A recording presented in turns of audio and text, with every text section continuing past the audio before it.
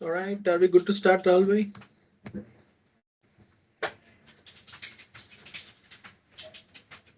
Yes, Ravi bhai, you can start. Okay. So, good evening, everyone, and welcome to today's KMS webinar session. This is Ravi Mudaliar from Ekatva, and today's topic is decoding job work under GST and related compliances. It is our pleasure to introduce our speaker, CA Rahul Shah. He has been chartered accountant since 2014 and joined KMS as a manager in 2021. He has experience in compliance, consulting, and litigation in indirect tax and has advised several Indian corporates in the field of indirect tax.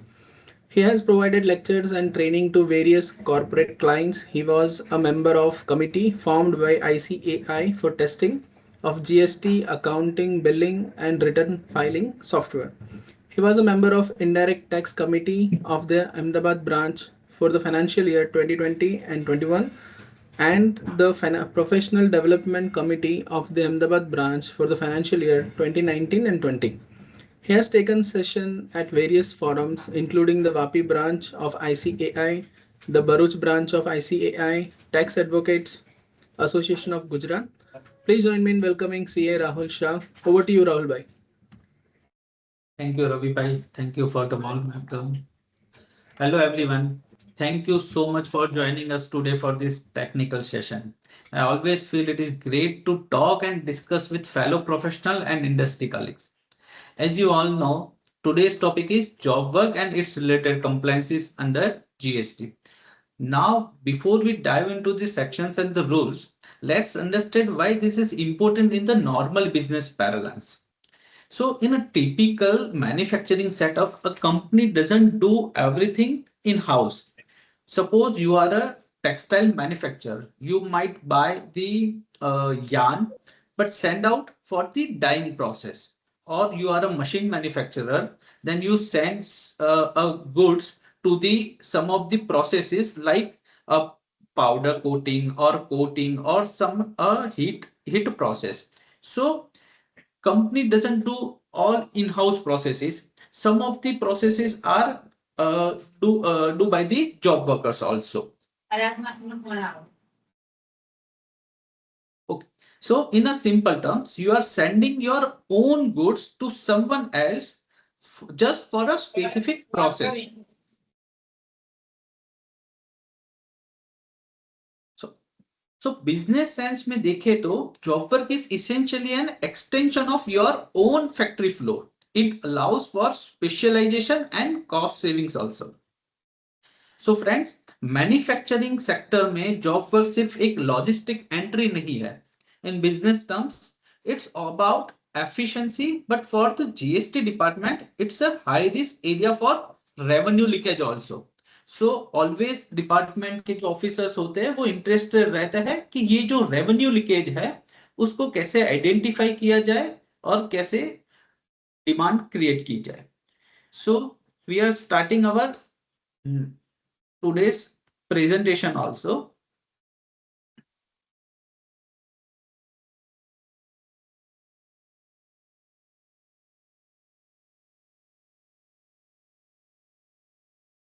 Okay, so what we are going to cover today is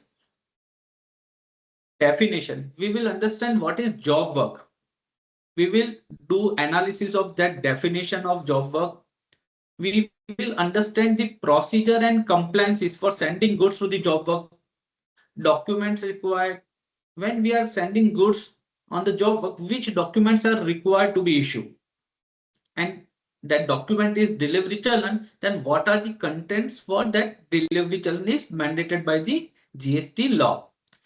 time limit क्या रहेगी उस goods को job work से मुझे वापस लाने की, और क्या मैं उस गुड्स को जॉब वर्कर के प्लेस से ही डायरेक्ट सप्लाई कर सकता हूँ, उसके लिए क्या क्या ऑप्शंस अवेलेबल है, क्या मुझे मैंडेटरी कंडीशंस फॉलो करनी पड़ेगी उस चीजों के लिए.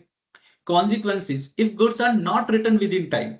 There are some time period given in the law. Goods should be written within that time period. If not, then what are the consequences? So हम dim supply है उसके बारे में भी समझेंगे.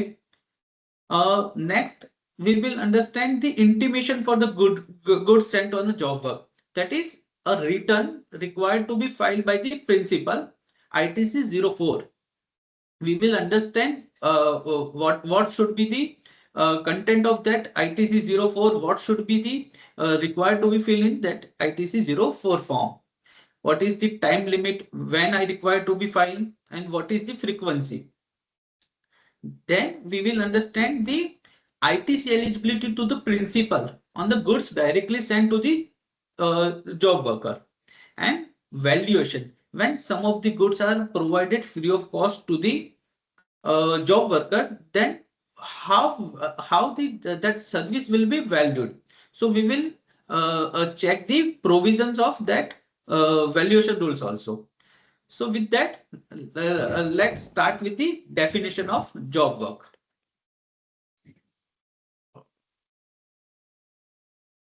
Hello.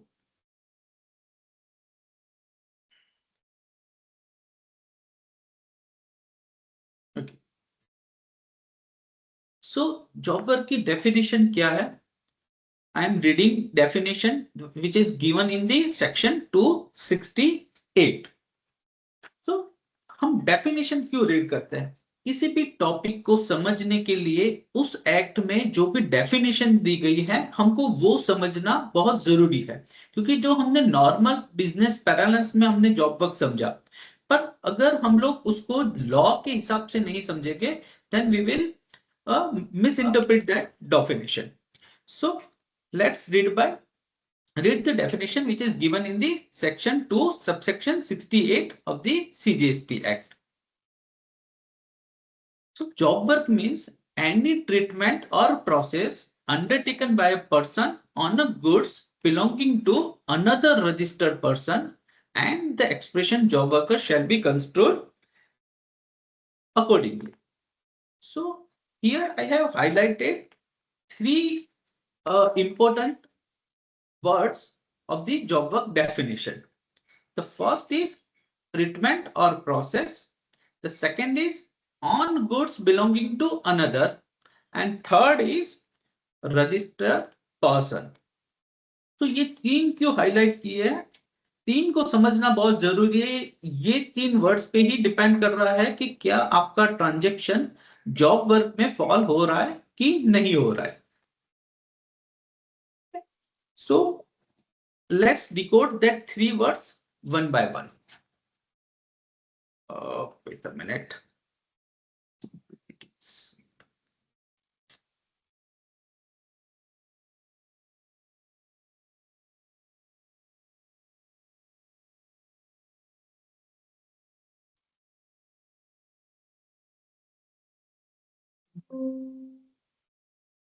आवाज तो रही है.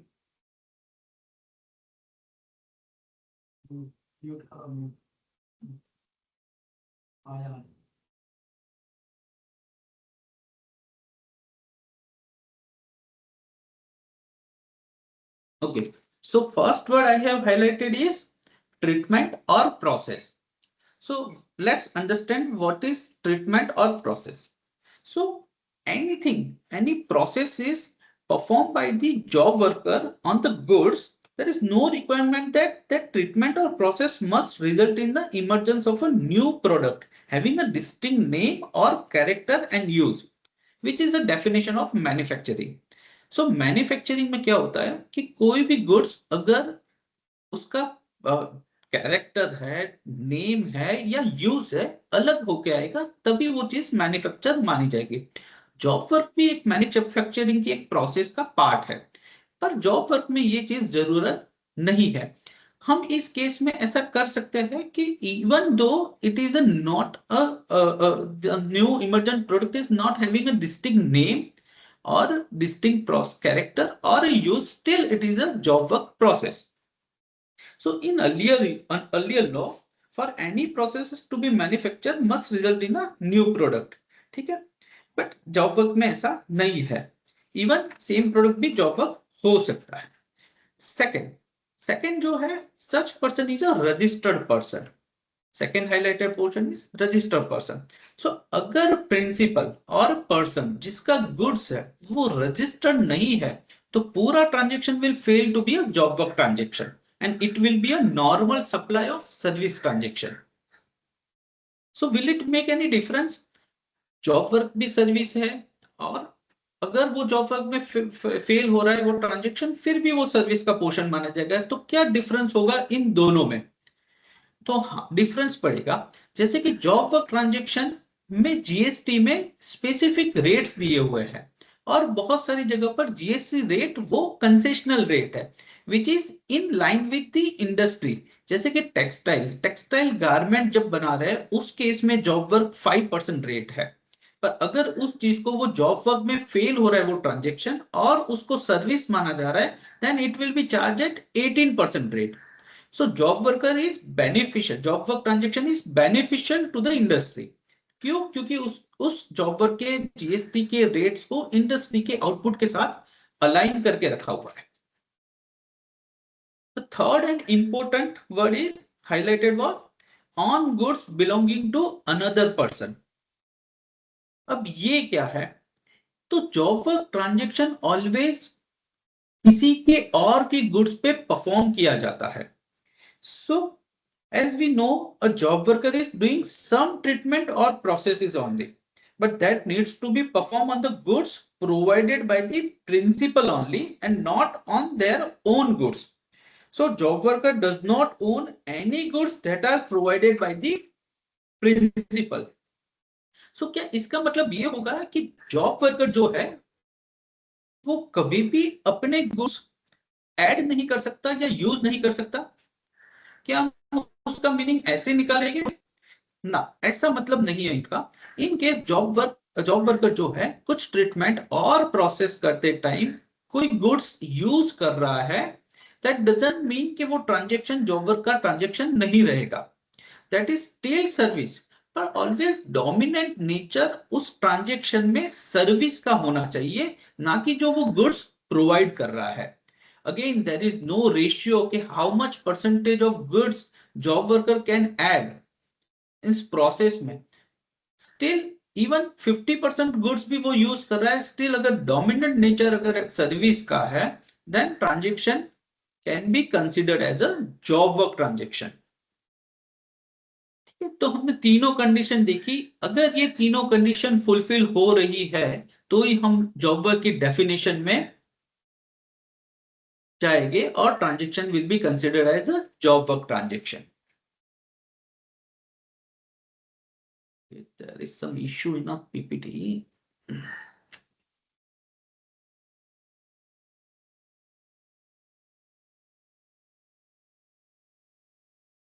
ओके,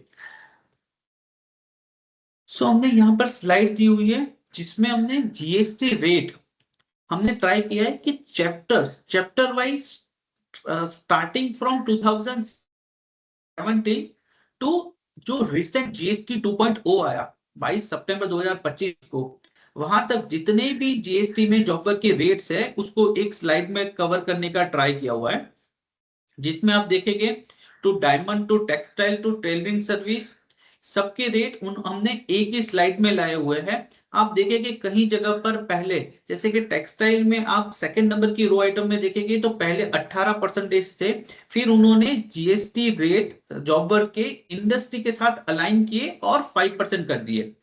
क्यों? ये कब हो रहा था कि जब हमने टेक्सटाइल प्रोडक्ट पहले से 5% में थे, तब उस पे 18% जॉब वर्क का रेट पहले अनाउंस किया गया था।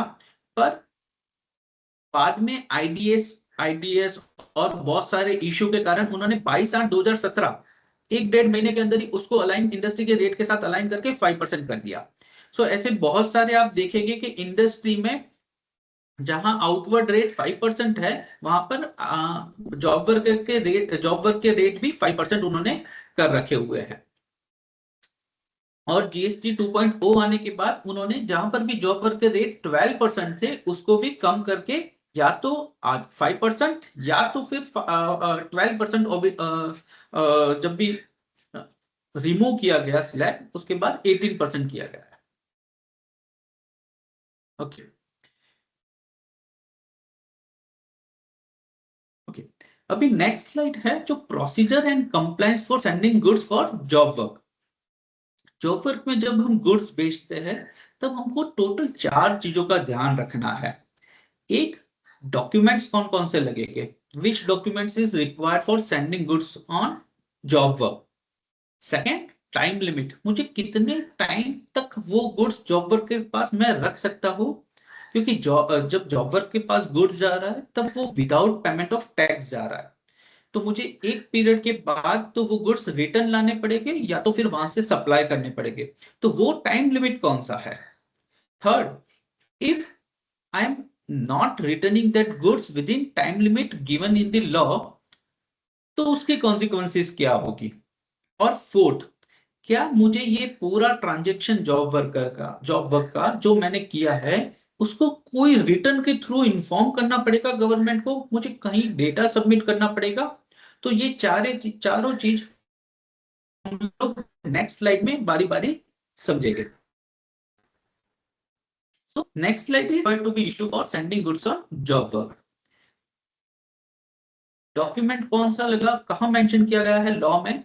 सो डॉक्यूमेंट है डिलीवरी चलन।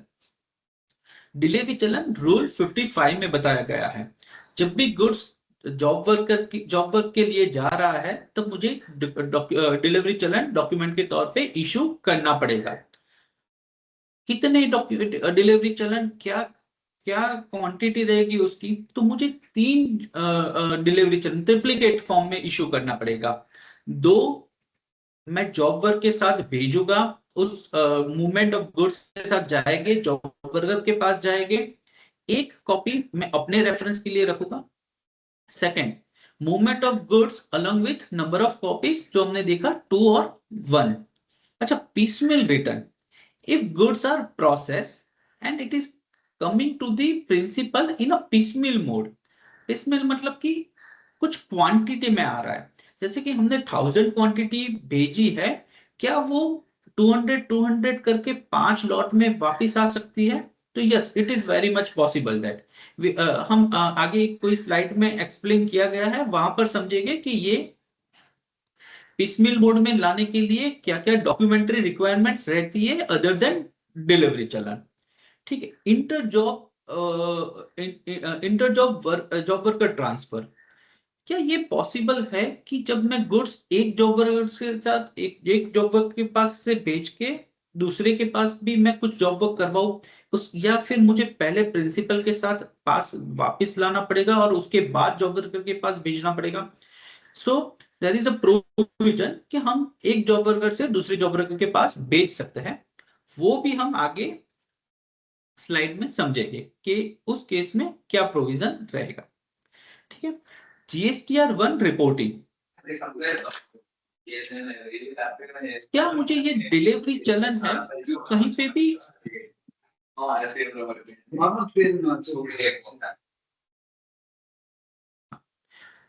क्या मुझे ये डिलीवरी चलन जो हमने इशू किए गए हैं वो कहीं पे भी रिपोर्ट करने की रिक्वायरमेंट है।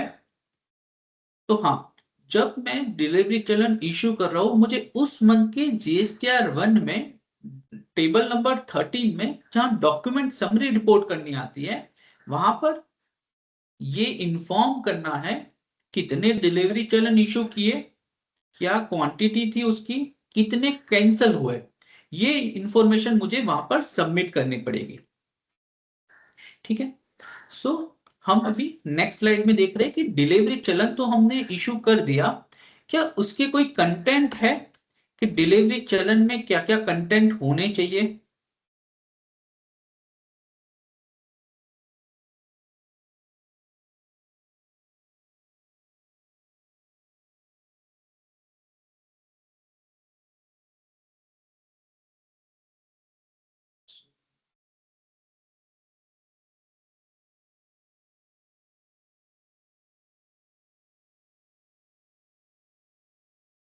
ओके, सो यस, डिलीवरी चलन का कोई फॉर्मेट नहीं है। मीन्स गवर्नमेंट ने इनवॉइस और बहुत सारी चीजों के लिए एक कंटेंट दिए हुए हैं, वैसे ही डिलीवरी चलन के लिए कंटेंट दिया हुआ है। कोई टेम्पलेट, कोई फॉर्मेट ऐसा कुछ भी नहीं है कि यही फॉर्म में आप डिलीवरी चलन बनाओ। आप किसी भी फॉर्म में डिलीवरी चलन बना सकते हो, पर मिनिमम इतने कंटेंट जो मेंशन किए गए हैं रूल 55 में, that should be there in the delivery challan for a valid document for transporting goods without payment of tax for job work or without any supply. So क्या है content, हम एक बार फटाफट में गो थ्रू कर लेते हैं. Date and number of the delivery challan, it is uniquely numbered delivery challan होना चाहिए. Name, address and GST of the consignor if registered. Name, address and GST of the consignee if registered. HSN code and description of goods. उस job work के लिए जो goods जा रहे हैं उसका HSN code and description.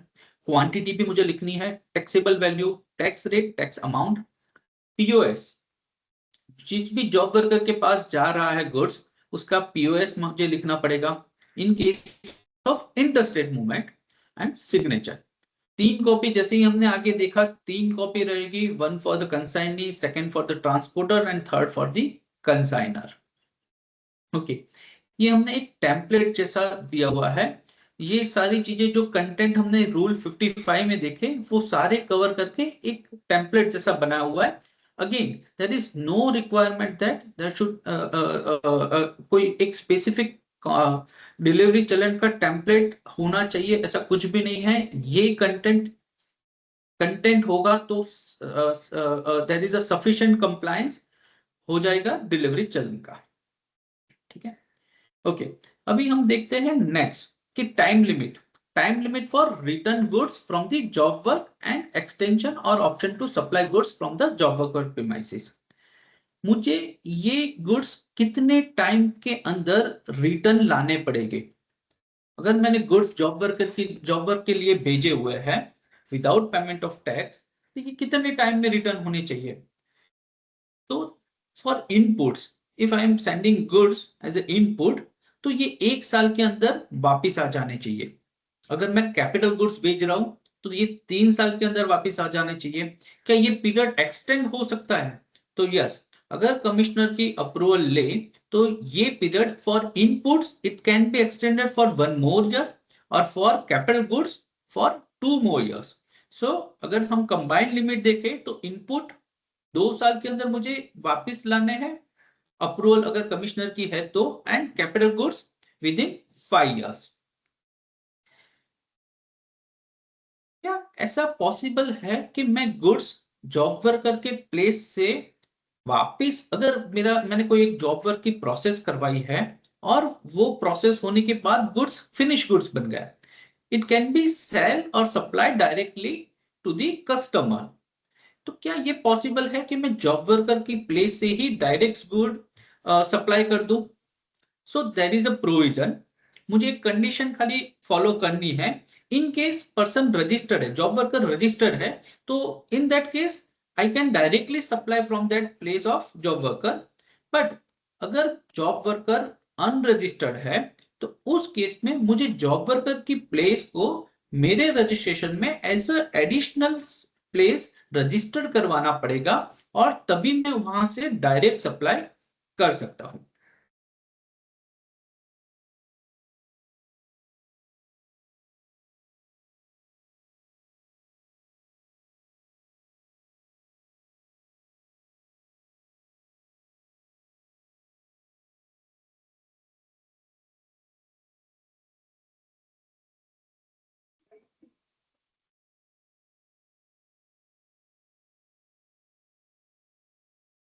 Okay, so हमने यहाँ पर दोनों ऑप्शन एक बार डिस्कस किए हैं कि अगर रिटर्न गुड्स रिटर्न हो रहे हैं जॉब वर्कर की प्लेस से प्रिंसिपल की प्लेस पे, तो उस केस में क्या होगा. तो डायरेक्ट सप्लाई कर रहे हैं, रिटर्न नहीं ला रहे, हम लोग डायरेक्ट प्रिंसिपल सप्लाई कर रहे हैं, तब वो डोमेस्टिक सप्लाई भी हो सकता है, एक्सपोर्ट भी हो सकता है. अगर जॉब वर्कर की प्रीमाइस से अगर करना है तो क्या होना है, तो जैसे कि हमने डिस्कस किया कि रजिस्टर्ड है तो हम डायरेक्टली सप्लाई कर सकते हैं, डोमेस्टिक सप्लाई भी कर सकते हैं, एक्सपोर्ट भी कर सकते हैं. और अगर जॉब वर्कर अनरजिस्टर्ड है तो हमें एडिशनल प्लेस में उसको रजिस्टर करवाना पड़ेगा, तभी हम लोग कर सकते हैं.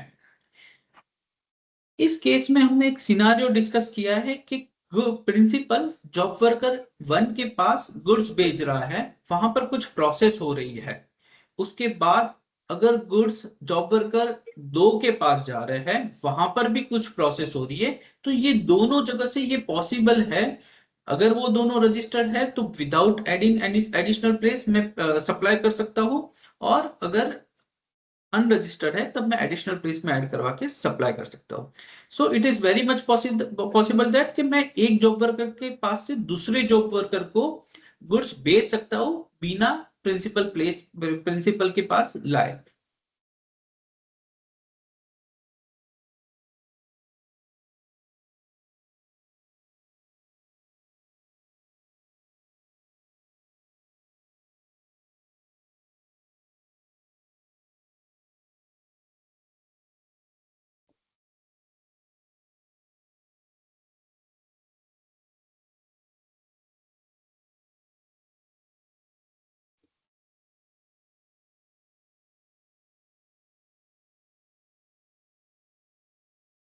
Okay, so amortisation of capital goods issued free of charge.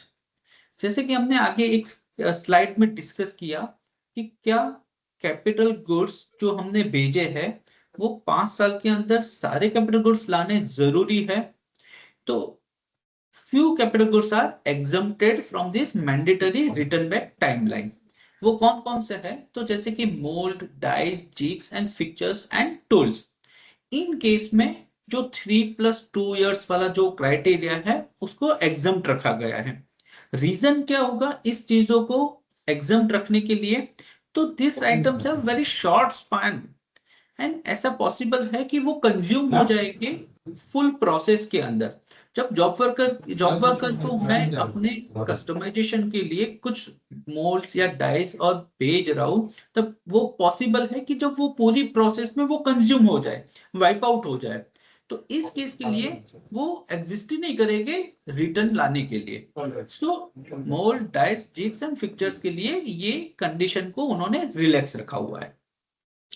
ठीक है, अब हम नेक्स्ट स्लाइड में समझते हैं कि अगर ये हमने जो टाइमलाइन देखी 1 year plus 1 year extended, 3+2 5 years for capital goods, अगर इस टाइमलाइन को फॉलो ना किया जाए या तो बाय चांस ये लैप्स हो जा रही है टाइम लिमिट, तो क्या कॉन्सिक्वेंसेस रहेगी अगर टाइमली गुड्स हमने रिटर्न नहीं लाए? तो इस केस में अगर हमने टाइमली जो हमने विद एक्सटेंशन गुड्स रिटर्न नहीं लाए, तो इस केस में वो गुड्स डीम्ड सप्लाई माना जाएगा।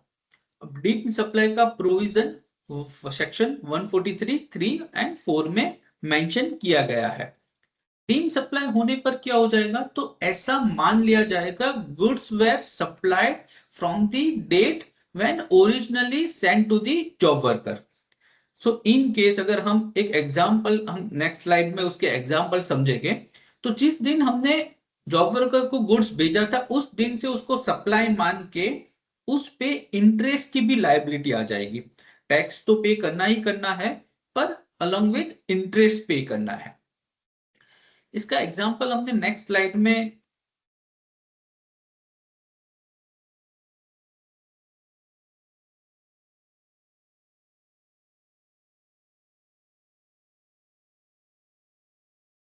ओके। सो इसमें हमने एक एग्जाम्पल से ये समझने का ट्राई किया है कि डिम सप्लाई में इंटरेस्ट की लायबिलिटी और डेट ऑफ सप्लाई कब से माना जाएगा। तो ये जो फर्स्ट कॉलम है वहां पर हमने गुड्स जॉब वर्कर को भेजा था 1/4/2025 को। ये एक साल उसका खत्म हो रहा था 31/3/2026 को। गुड्स जॉब वर्कर से मेरे पास उससे पहले ही रिटर्न आ गए थे 31 दिसंबर 2025 तक। तो इस केस में कोई डीम सप्लाई नहीं है, कोई एडिशनल इंटरेस्ट की लायबिलिटी नहीं आ रही है।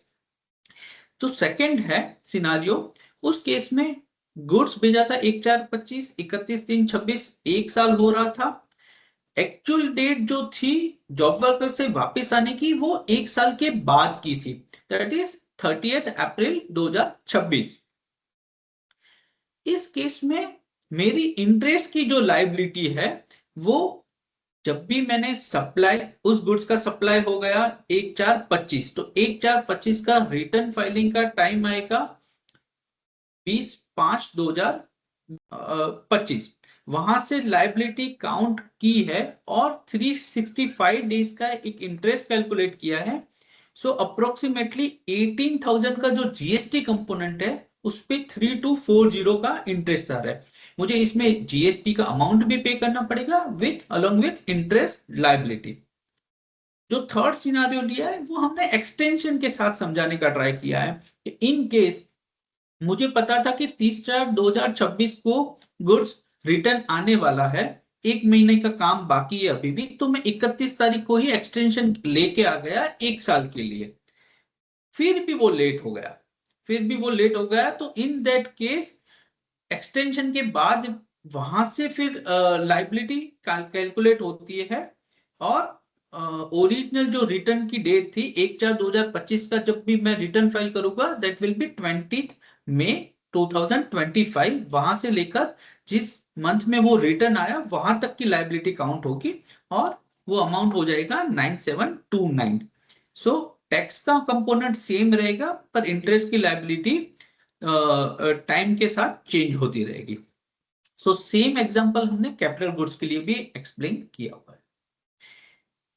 ये सारा जो कैलकुलेशन है आगे हमने देखा मोल, डाइस, जिग्स एंड फिक्चर्स के रिटर्न पे एप्लीकेबल नहीं हो रहा है। Okay, so next is intimation for goods sent for job work process. ये हमने देखा कि गुड्स जो हम जॉब वर्कर के लिए बेच रहे हैं उसके लिए एक रिटर्न फाइल करना रहता है, दैट इज आईटीसी 04। कौन सी सेक्शन में ये लिखा हुआ है? तो section 143(1) date with rules 45 subsection 3। क्या अमाउंट रहेगा और क्या फ्रीक्वेंसी रहेगा? तो वहां पर दो उन्होंने स्लैब बना रखे हैं कि अगर टर्नओवर अप टू 5 CR है then return required to be file annually and 25th April following the end of the financial year. In case अगर मेरा एग्रीगेट टर्नओवर अबव 5 CR है then filing frequency will be half yearly. मुझे साल में 2 return बनने पड़ेंगे। क्या क्या डिटेल्स कैप्चर करेगा ये आईटीसी 04? तो आईटीसी 04 मेनली 4 टाइप की डिटेल्स वो कैप्चर कर रहा है। एक, जो गुड्स प्रिंसिपल से जॉब वर्कर के पास गए that is outward movement. Second, जो जॉब वर्कर से प्रिंसिपल के पास वापिस आए that is inward movement. Third, one job worker to another job worker that is inter job worker movement.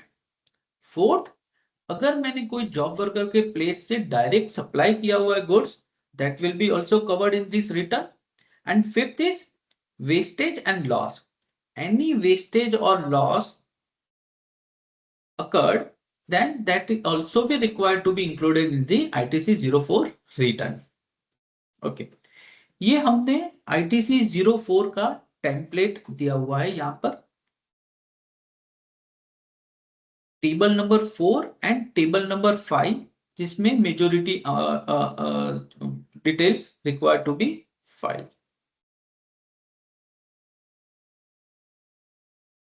ठीक है, अभी गुड्स बहुत सारे केस में ऐसा होता है कि जब प्रिंसिपल गुड्स परचेज कर रहा है तो वो डायरेक्टली जॉब वर्कर के पास भेज देता है बिफोर उसको फैक्ट्री पे लाए हुए।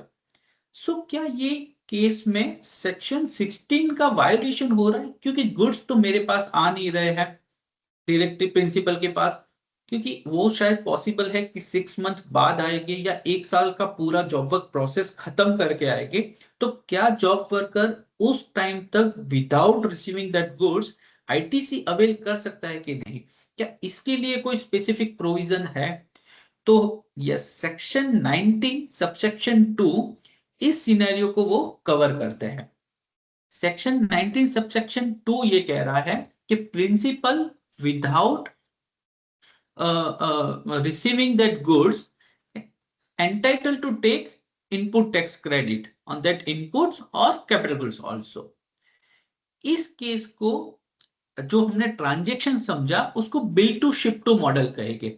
जब प्रिंसिपल परचेस कर रहा है गुड्स, तब वो बिल टू अपने पे करवाएगा और शिप टू जो करवाएगा वो डायरेक्ट जॉब वर्कर की प्लेस पे करवाएगा। और इस टाइप की डिलीवरी को कंस्ट्रक्टिव डिलीवरी कहा जाता है। इस कॉन्सेप्ट से हम आईटीसी विदाउट रिसीविंग गुड्स ले सकते हैं। Okay, valuation and free issue.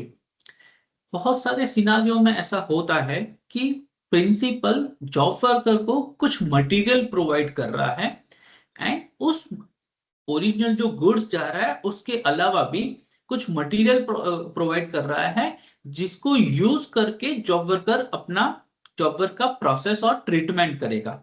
बहुत सारे केस में ऐसा भी हो रहा है कि वो मटेरियल फ्री ऑफ कॉस्ट जा रहा है। तो उस सिनारियो में क्या कंप्लायंसेस रहेंगे, क्या जीएसटी के प्रोविजंस एप्लीकेबल होंगे, वैल्यूएशन कैसे होगा, हमने दो ऑप्शन से उसको समझने का ट्राई किया है। जो नॉर्मल प्रोक्योरमेंट, कुछ कुछ प्रोसेसेस करने के लिए मटेरियल जो रिक्वायर्ड होगा वो जॉब वर्क खुद रिस्पॉन्सिबल होगा। तो उस केस में वो जो भी मटेरियल प्रोक्योर करेगा उस पे आईटीसी अवेल कर देगा और उसका टोटल अमाउंट का एक बिल, उसकी सर्विसेज प्लस गुड्स करके टोटल एक बिल बनेगा, उस पे वो जीएसटी चार्ज करके प्रिंसिपल से कलेक्ट कर लेगा और वो टोटल जॉब वर्क चार्जेस का ही बिल रहेगा। Second, procurement on principal's behalf. If the contract requires the job work to provide material, but the principal pays for them, तो इस केस में कैसा हो जाएगा, section 15(2)(b of valuation trigger हो जाएगी। तो value of this material must be added to the job work charges. इस केस में ऐसा हो रहा है कि जॉब वर्कर खुद परचेस नहीं कर रहा है, वो खाली सर्विस का पोर्शन दे रहा है, पर गुड्स उसी को परचेस करने थे, पर उसके बिहाफ में प्रिंसिपल ने पे कर दिया। तो वैल्यूएशन कैसे होगा, तो जॉब वर्क चार्जेस जो है उसमें ये मटेरियल के भी चार्जेस ऐड होंगे और वैल्यूएशन वैसे किया जाएगा सेक्शन 15(2) में।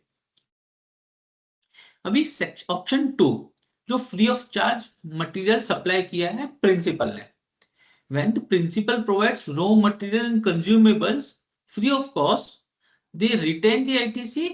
ठीक है, सही भी है कि एफओसी गुड्स अगर वो प्रोवाइड कर रहा है जॉब वर्कर को, तब वो जो मटेरियल परचेस कर रहा है उसकी आईटीसी वो रिटेन करेगा।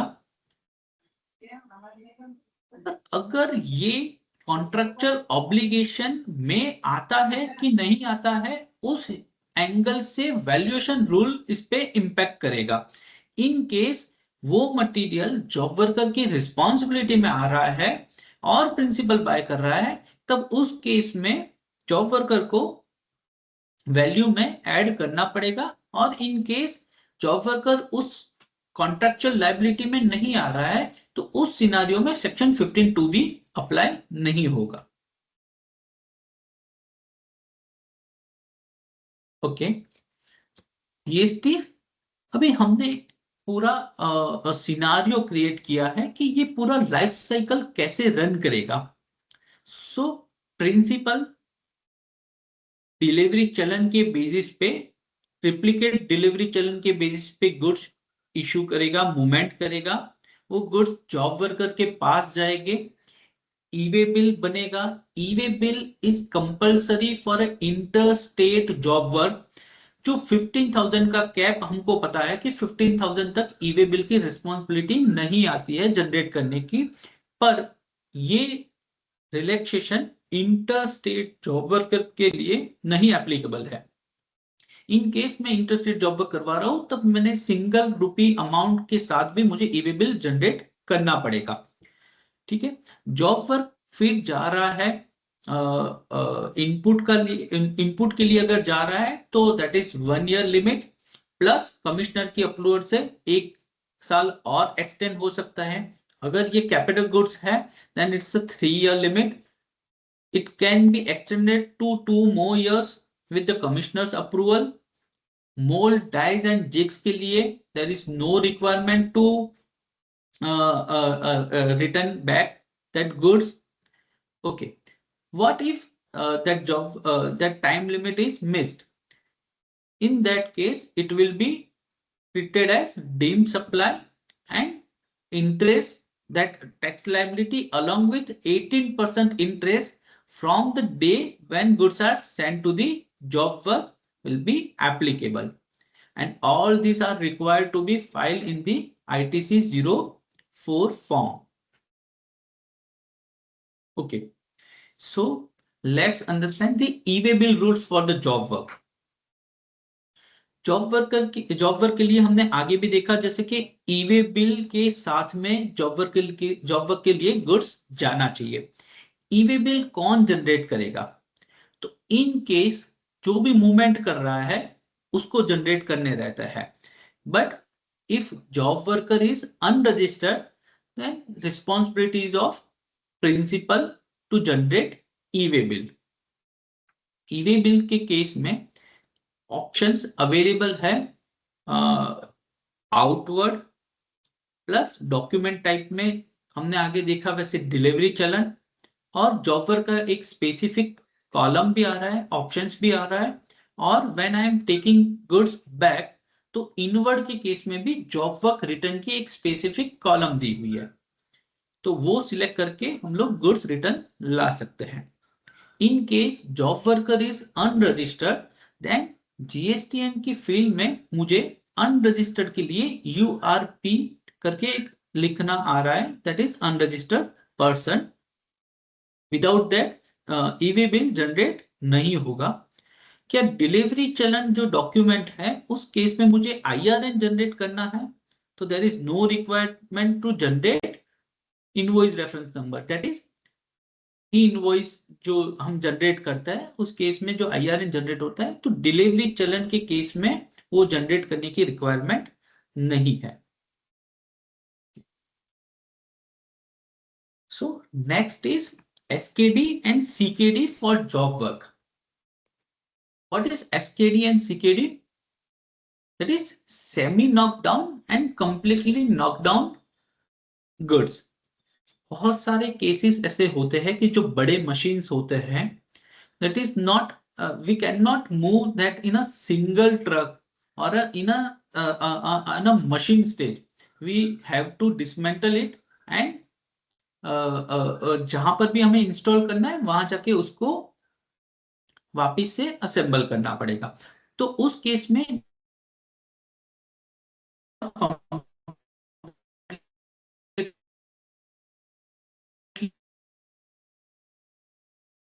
नॉकडाउन केस में अगर मैं कर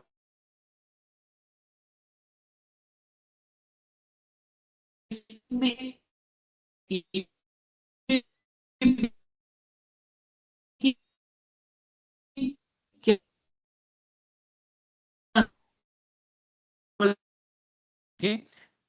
सब व्हीकल डिलीवरी चलन प्लस उस डिलीवरी चलन के ई-वे बिल के साथ मूवमेंट करेंगे, और लास्ट सब में मास्टर डिलीवरी चलन का रेफरेंस नंबर होगा, और लास्ट में जो व्हीकल जाएगा उस केस में वो मास्टर डिलीवरी चलन के बेसिस पे ई-वे बिल जनरेट करके जाएगा, और उसी तरीके से उसको रिटर्न भी लाना पड़ेगा। ओके। अभी बहुत सारे सिनारियो ऐसे भी होते हैं कि पिसमिल स्टेज में जो गुड्स हमने भेजा होता है वो रिटर्न आ रहा है जॉब वर्कर के पास से। जैसे कि हमने 1000 पीस भेज दिए, पर जॉब वर्कर की कैपेसिटी के हिसाब से उसने 200 की बैचेस में उस गुड्स को प्रोसेस किया और उसने रिटर्न भेजा। तो इस केस में हम कैसे उसको रिटर्न लेके आएंगे, ई-वे बिल कैसे इसके ई-वे बिल जनरेट करेंगे।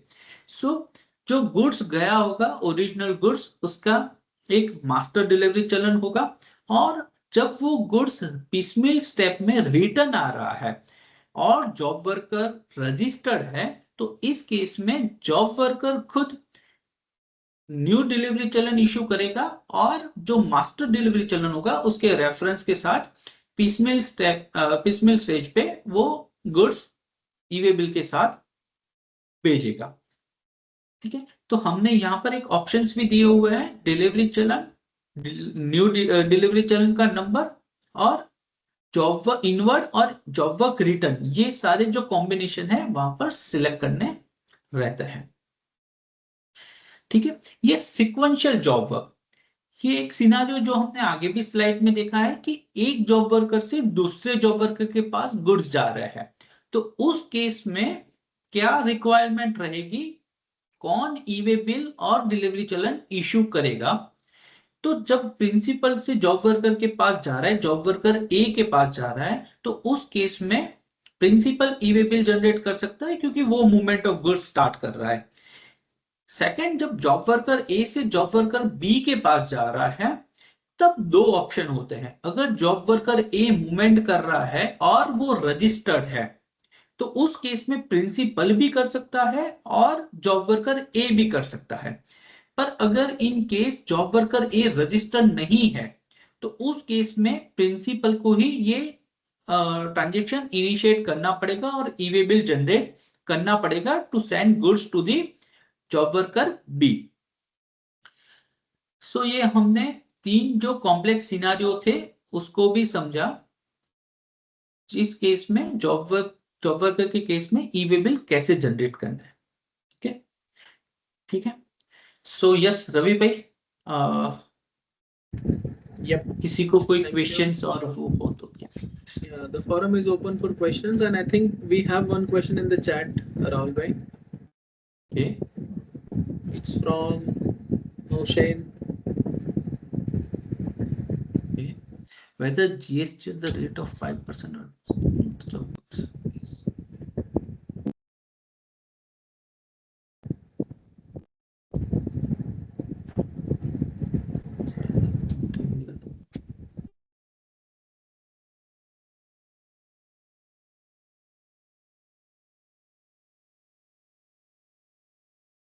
Okay.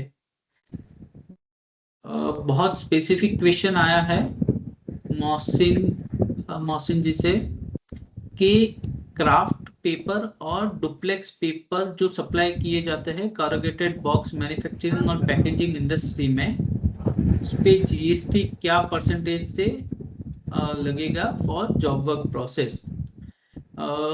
सर जी, ये देखना पड़ेगा कौन से चैप्टर में फॉल हो रहा है और आपकी एग्जैक्ट प्रोसेस क्या है, और उसके बाद हम आंसर कर सकते हैं।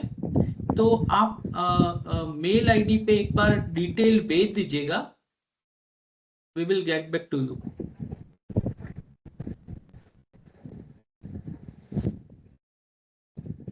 And there is one more question in the chat, whether the presentation will be shared.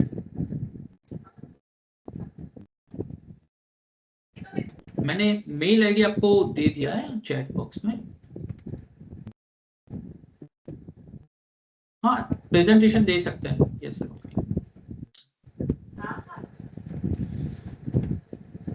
All right, any other question from anybody? Feel free to ask, we have ample of time. Hello Yes. Sir, मेरा एक question है। मैं Go कोई ahead. Goods job work के वहाँ भेज रहा हूँ, जॉब वर्क के दरमियान कोई गुड्स वेस्ट मटेरियल है, तो उसमें जो जीएसटी की लायबिलिटी आएगी वो जॉब वर्क की रहेगी या प्रिंसिपल की रहेगी? Okay, so job work process में वेस्ट भी जनरेट होता है, और वेस्ट जब जनरेट हो रहा है तब उस केस में प्रिंसिपल भी उसको सप्लाई कर सकता है और जॉब वर्कर भी सप्लाई कर सकता है अगर जॉब वर्कर रजिस्टर्ड है। पर इन केस जॉब वर्कर रजिस्टर्ड नहीं है, तो उस केस में कंपलसरी प्रिंसिपल की ये रिस्पॉन्सिबिलिटी हो जाएगी कि उसको सप्लाई जीएसटी में टैक्स भर के उसका सप्लाई दिखाए। Okay, thank you sir. मतलब अगर जॉब वर्कर रजिस्टर्ड नहीं है तो उस जगह पे प्रिंसिपल को रजिस्ट्रेशन लेना पड़ेगा और वहां से सप्लाई करना पड़ेगा। Correct, correct.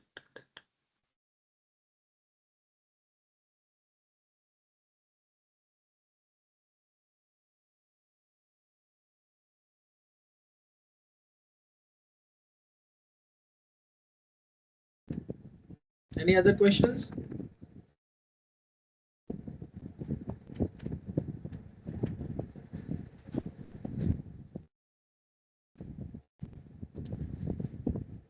All right, I think there is no questions. So once again, thank you so much, Rahul Bhai, for the insightful session. And thanks to the wonderful audience for the questions and active participations. Thank you, everyone. Thank you.